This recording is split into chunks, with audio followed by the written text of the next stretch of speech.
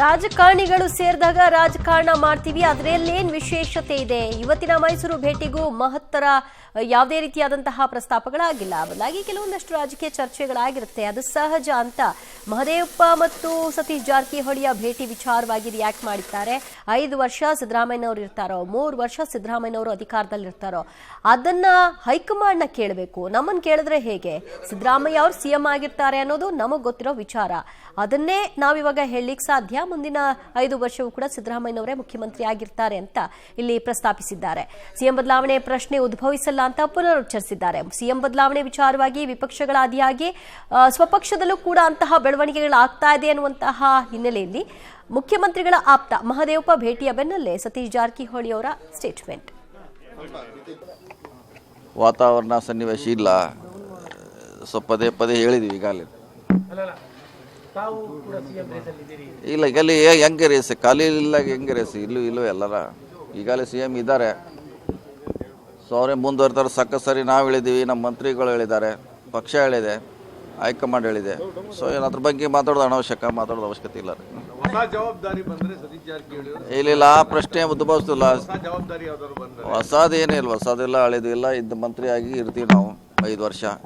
ಒಳ್ಳೆ ಕೆಲಸ ಮಾಡಲಿಕ್ಕೆ ಪ್ರಯತ್ನ ಮಾಡ್ತೀವಿ.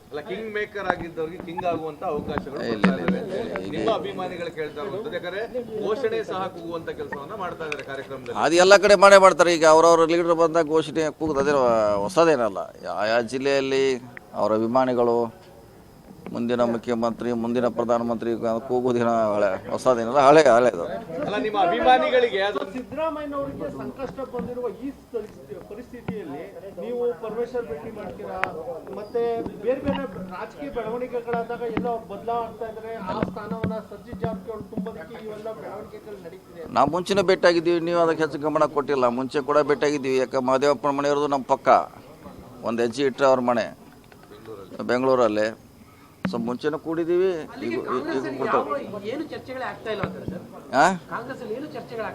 ಆಗ್ತೈತೆ, ಆಗುದಿಲ್ಲ ಅಂತ ಹೇಳಿ ಈಗ ಹೇಳಿದಿಲ್ಲ. ಕಾಂಗ್ರೆಸ್ಸು ಈಗ 4 ದಿನ ರಾಜಕಾರಣಿ ಚರ್ಚೆ ಮಾಡ್ತಾರೆ, ಉದ್ಯಮಿಗಳ ಕೂಡಲೇ ಬಿಸ್ನೆಸ್ ಬಗ್ಗೆ ಚರ್ಚೆ ಮಾಡ್ತಾರೆ, ರೈತರ ಬಗ್ಗೆ ಚರ್ಚೆ ಮಾಡ್ತಾರೆ. ಅದು ಸ್ವಾಭಾವಿಕ.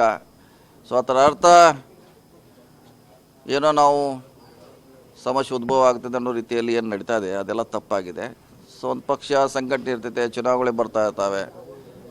ಸೊ ಈಗಿನ ನಾಯಕತ್ವ ಹಾಗೆ ನಾವು ಇರ್ತಾರೆ, ಅವರು ಇರ್ತಾರೆ, ಅಷ್ಟು ಮಾತ್ರ ಹೇಳ್ಬೋದು. ಸಿದ್ದರಾಮಯ್ಯ ಅವರು ಮುಖ್ಯಮಂತ್ರಿಗಳಿಗೆ ಇರ್ತಾರೆ, ಅಷ್ಟು ಅದು ಇರ್ತಾರಂತ ಅಷ್ಟು ಮಾತ್ರ ಹೇಳಬಲ್ಲೆ ನಾನು. ಇರ್ತಾರೆ.